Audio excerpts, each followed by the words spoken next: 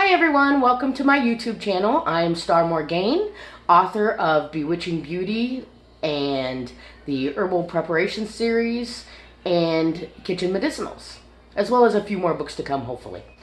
And today I'm going to be teaching you about canning 101. And so we're going to start with the basics, and I'm going to show you some of my canning tools. So this is my pressure canner, and I'm going to be using it today as a water bath canner. Now you can use a pressure canner as a water bath canner, or you could just use like a large stock pot if you don't have one. This is my canning ladle. It has a little thing on the back here where you can hang it on a pot, which can be very helpful. It is also shaped so you can pour from different directions. That is definitely helpful. We have two different types of jar lifters. This jar lifter here, this is usually one of the cheaper models, and it works just fine.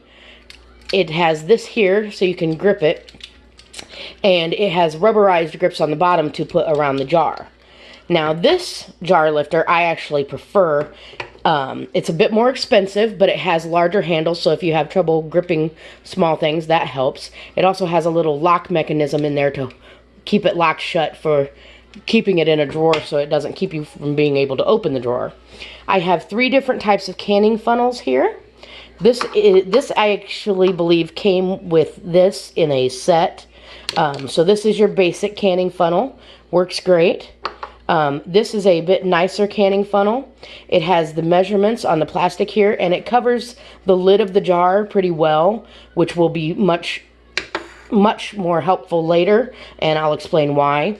This canning funnel is not so good. It pops open, so it elongates, but it's kind of a pain, so I don't really like that one. Whoops.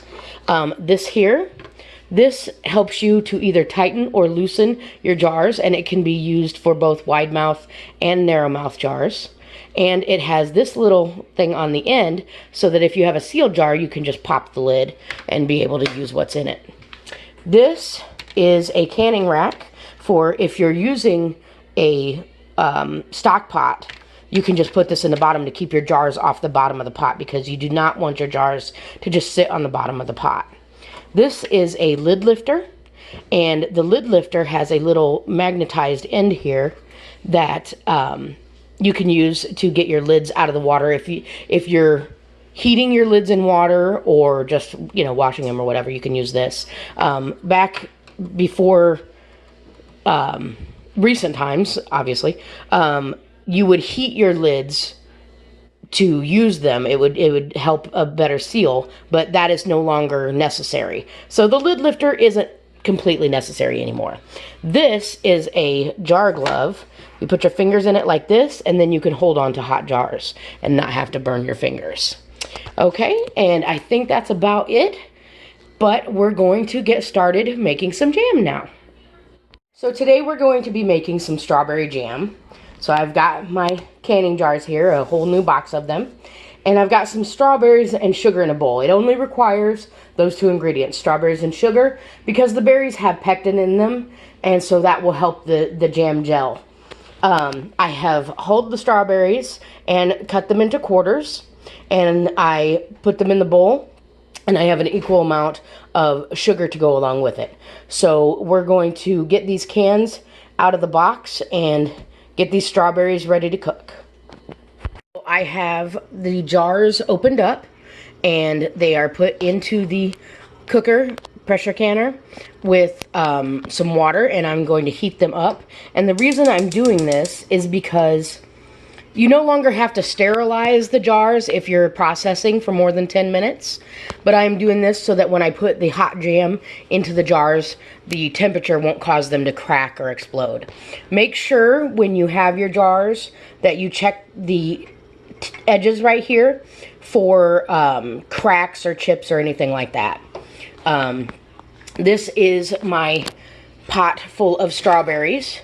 And what I've done is as I said, I hulled the strawberries, or took the green parts and the hard white parts off of them, and I chopped them into quarters, and then I put them in a bowl with the sugar. You can use 6 cups of strawberries to about 4.5 cups of sugar, and then I let that sit overnight and macerate.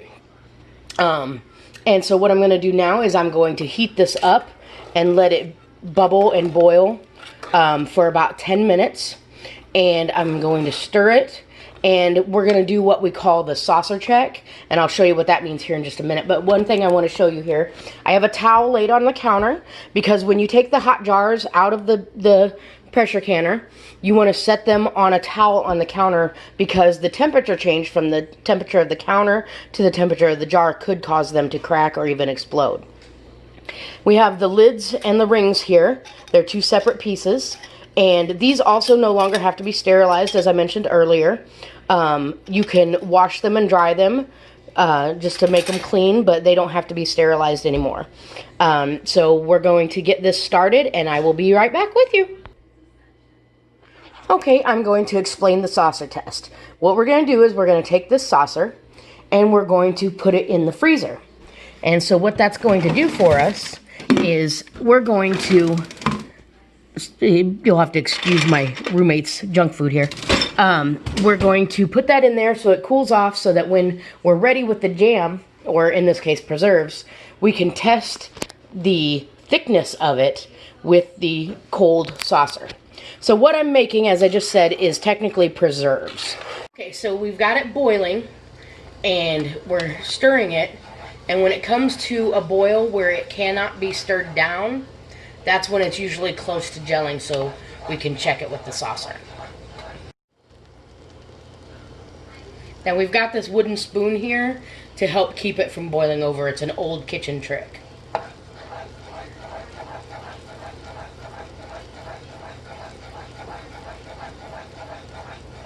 So we're still bubbling away, but I thought I would point out that, you know, the supervisor of the project is very tired, and so she had to lay down.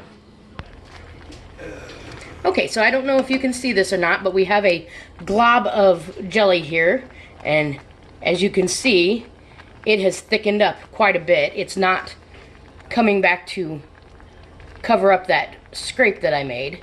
So now would be the time to put it in the jars. First thing we're going to do is skim the foam off the top of this.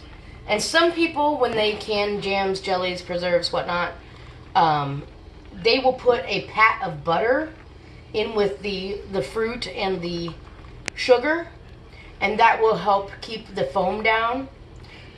There's some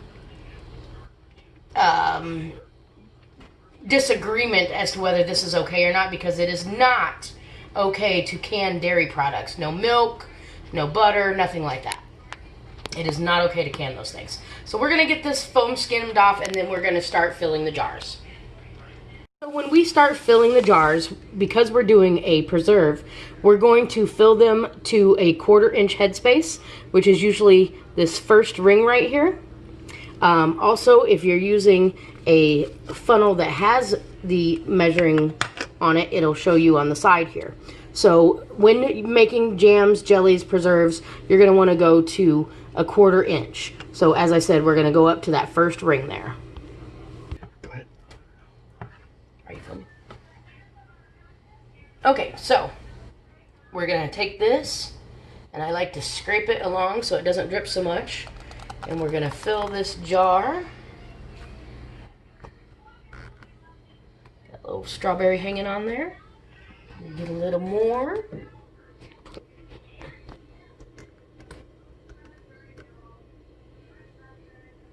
We're almost there, just a little more. And then we're going to move to the next jar. Now, if you overfill your jar just a little bit, you can get like a spoon, and this is what I do. I take a little bit out and I put it in the next jar. And so we're going to get these jars filled up, and I'll show you the next step.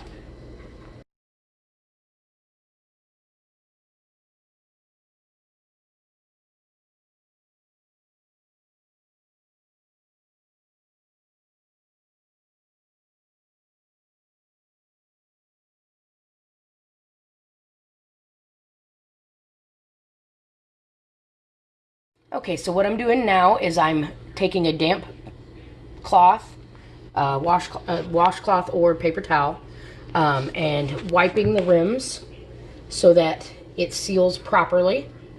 And yes, they are very hot, and normally this is what I would use the can grabber for, or jar grabber. But these jars are pretty small, and so it makes it difficult to use that. One of the things I wanted to talk about is the differences between jam, jelly, and preserves. Jelly is the juice of the fruit with no fruit pieces in it. Jam is the juice and pieces of the fruit, but it's usually mashed. We usually mash that with like an old potato masher. And so it has small pieces of the fruit in it.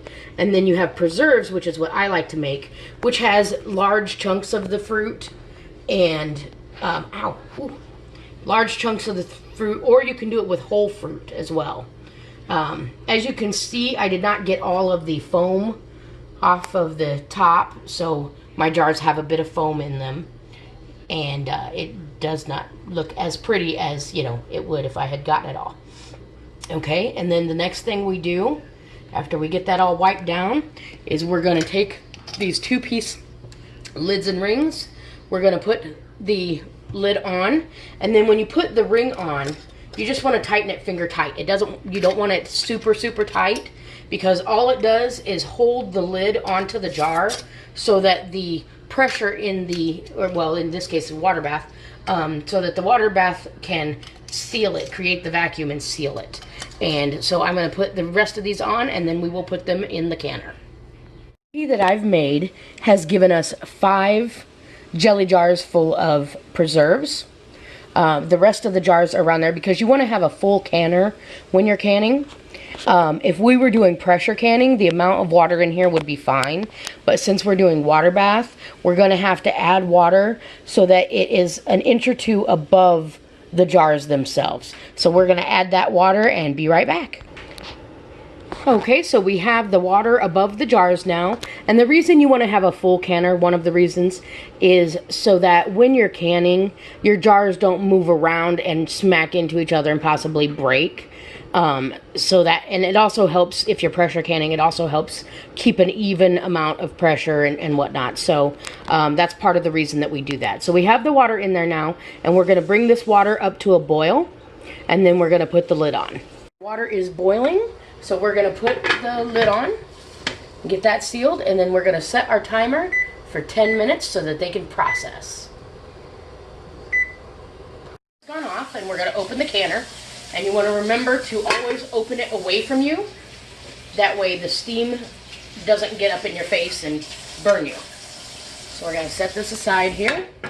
And then we're going to reach in with our jar lifter and pull out our jars. You want to leave them straight up. You don't want them tilted or anything like that. And then you're going to put them on your towel. Now, you don't want to set them directly side by side, because they can crack. So set them slightly away from each other and leave them sit for 12 to 24 hours to set. So thank you for joining me today. I hope you learned a lot. If you have any questions, feel free to ask them in the comments, or you can, I'll put a description in the comments with the recipe and a couple of links that you can click on to get more information.